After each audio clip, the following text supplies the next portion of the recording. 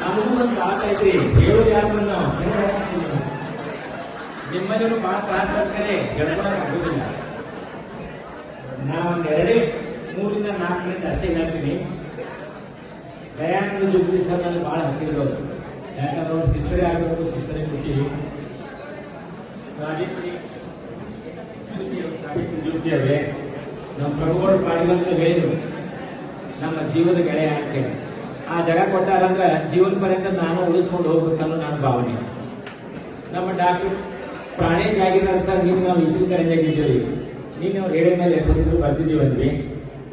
ಇನ್ನ ರೋಹಿತ್ ಜೋತಿ ಸರ್, ನಾಗರಾಜ್ ಹೇರಳಿ ಅವರು, ಪ್ರಮೋದ್ ಕುಲಕರ್ಣಿ ಅವರು, ಷಣ್ಮುಖ್ ಬ್ಯಾಕೋಡ್ ಅವರು, ಇಲ್ಲಿ ಹಿಂದಿದ್ದಂತ ಎಲ್ಲ ಮೇಡಮ್ಗಳು, ಮುಂದಿದ್ದಂತ ಮೇಡಮ್ಗಳು ಎಲ್ಲ ನಿಮ್ಮ ಯುವ ಸಂಭ್ರಮದ ಎಲ್ಲರಿಗೂ ಶುಭ ಹಾರೈಸಿ ಒಂದು ನಿಮ್ಗ ನನ್ನ ಜೀವನದೆಲ್ಲ ಕಟ್ಟಿ ಹೇಳಕ್ ಬಾಳ ಅದರಿ.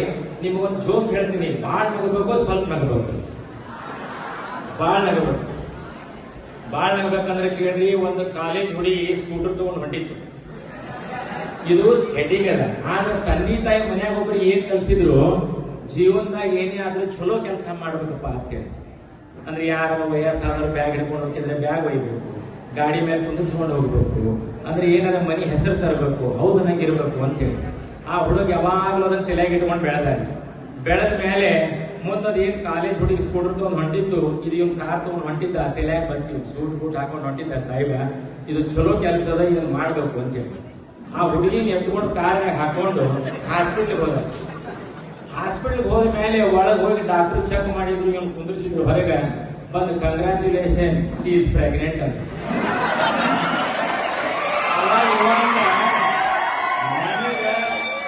ಹಿಂದಾಗಡೆ ಚೀರಿ, ಆಗಡೆ ಬಹಳಷ್ಟು ಮಂದಿಗೆ ಚೀರಿ, ನಾವು ಹೋಗಾಕ ಚೀರಿದ್ರೆ ಸಾಕು, ಪುಣ್ಯ ಬರ್ತದೆ.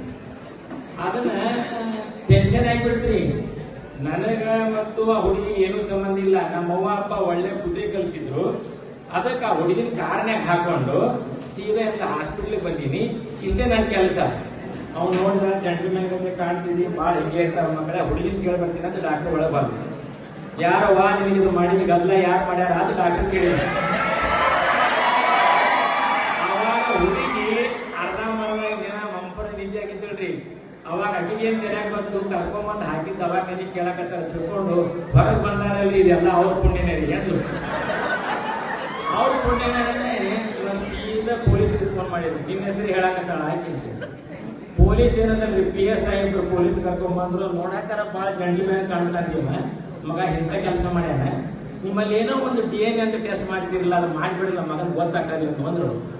ಅವಾಗ ಕರೆಯದ್ರಿ, ಮತ್ತೆ ಇವ್ 4 ತಲೆ ಏನದಲ್ಲ ರಿಪೋರ್ಟ್ ಬರ್ತದ. ಇಬ್ರು ಪೊಲೀಸ್ ಬಿಟ್ಟು ಹೋಗಿನಂದ್ರು.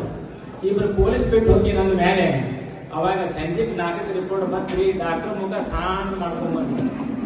ಏನಂತ, ಐ ಆಮ್ ವೆರಿ ಸಾರಿ ರೀ, ನಿಮಗೆ ನಾ ಹಿಂಗೆ ಮುಟ್ಟಿಸಬಾರ್ದಾಗಿತ್ತು, ನಿಮಗೆ ಜೀವನದಾಗ ಮಕ್ಕಳೇ ಆಗೋದಿಲ್ಲ, ನೀವು ಹೋಗ್ಬೋದು ಅಂತ. ಅವಾಗ ನಿಂತು ಲಾಭ ಹೊಟ್ಕೊಂಡ್ರಿ, ನೀವೇನೋ ಹೋಗ್ಬೋದಂತೀರಿ, ಮನ್ಯಾಗ ನನ್ನ 2 ಮಕ್ಕಳದಾವಲ್ಲ ಅವು ಯಾರು